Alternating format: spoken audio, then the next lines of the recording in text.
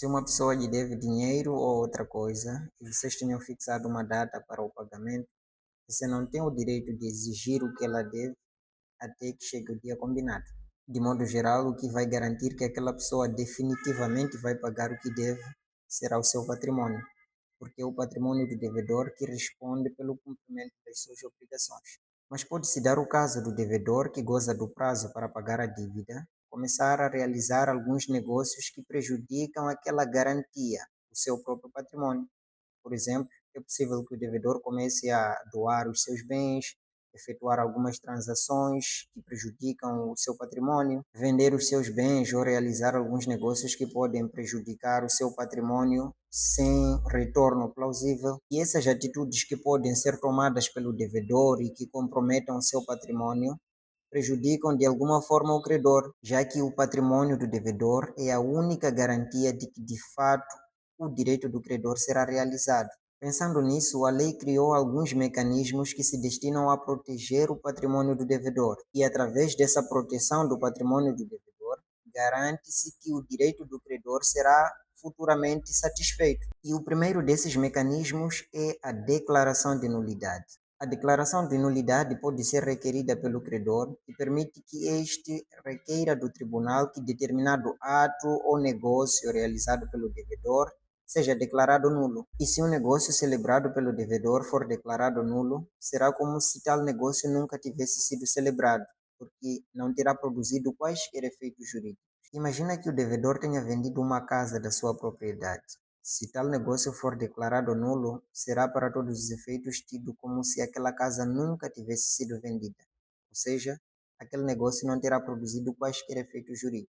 E se aquele negócio não produziu efeitos jurídicos, significa que não saiu da esfera patrimonial do devedor, ou seja, aquela casa continua sendo patrimônio do devedor e, portanto, garantia do credor. Mas, claro, nem todo negócio celebrado pelo devedor pode ser declarado nulo. Existem alguns requisitos legais que determinam a nulidade dos negócios jurídicos. E se esses requisitos não forem preenchidos, o credor não pode exigir que tal negócio seja declarado nulo. Então, existe um número restrito de casos em que este mecanismo pode ser utilizado. Dito isso, vamos ao segundo mecanismo: subrogação do credor ao devedor. Este mecanismo permite que o credor exerça contra terceiros alguns direitos de natureza patrimonial que pertencem ao devedor e que este não os exerce. Isso pode até criar alguma discussão em termos de legitimidade, mas considere a seguinte situação. O Sr. João é devedor do Sr. Carlos no valor de 500 mil meticais. E o Sr. João, por sua vez, é credor do Sr. Pedro no valor de 600 mil meticais. Todavia, o Sr. João não cobra a dívida ao Sr. Pedro, que está em risco de se tornar insolvente. Diante dessa situação e para evitar a perda da garantia patrimonial, o Sr. Carlos intenta uma ação judicial contra o Sr. Pedro, cobrando a dívida que este tinha em nome do Sr. João. Nesta situação, o Sr. Carlos está a exercer um direito que compete ao Sr. João e em nome deste, ainda que o Sr. João não o quisesse fazer por conta própria. Ou seja, está a subrogar-se no exercício dos direitos do seu devedor.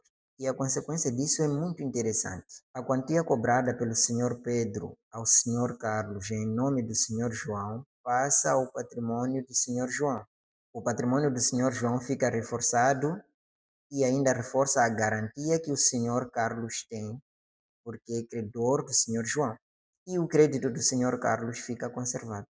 E no campo do direito das sucessões, algo similar acontece porque se permite que o credor aceite em nome do devedor que não aceitou, porque se calhar não quis ou não pode aceitar a herança, e essa herança passa ao patrimônio do devedor, o que reforça a garantia patrimonial do credor.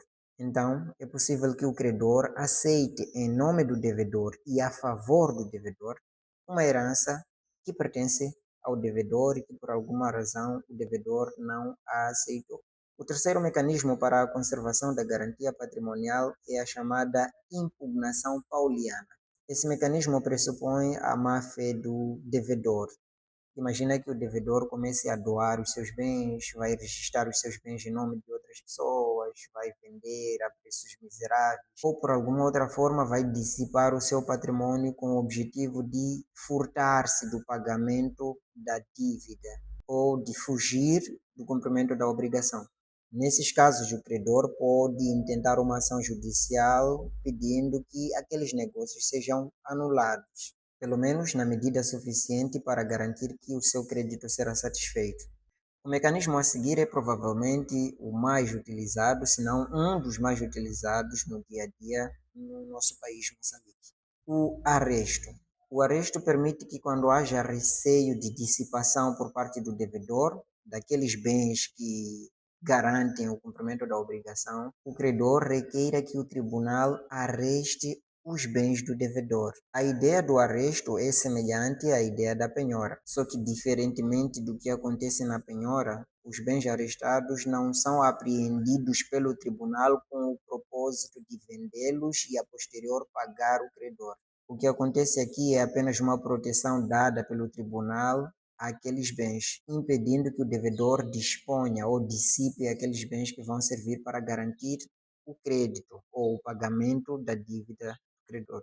A ideia que está por detrás de todos esses mecanismos é a seguinte: já que existe um prazo que beneficia a si, devedor, e que por causa deste prazo eu, credor, não posso exigir que você pague o que me deve antes que a data combinada chegue, então usarei de todos os mecanismos que a lei me permitir para que o seu patrimônio esteja a salvo, esteja protegido, esteja conservado, de modo a que, quando chegar a data em que eu poderei finalmente exigir que você, devedor, me pague o que deve, o seu patrimônio esteja intacto, de modo a que ele possa ser utilizado para pagar a dívida, caso você não queira o fazer voluntariamente. Agora, esse é o ponto mais importante. Ainda que exista esse prazo e que o prazo beneficie ao devedor, a qualquer momento que eu perceber que o devedor se tornou insolvente, eu posso exigir o cumprimento daquela obrigação ou o pagamento da dívida. Ainda que pelo prazo você esteja obrigado a pagar o que me deve apenas em 2026, se em novembro ou dezembro de 2025 você se torna insolvente, eu posso exigir imediatamente que você pague o que deve.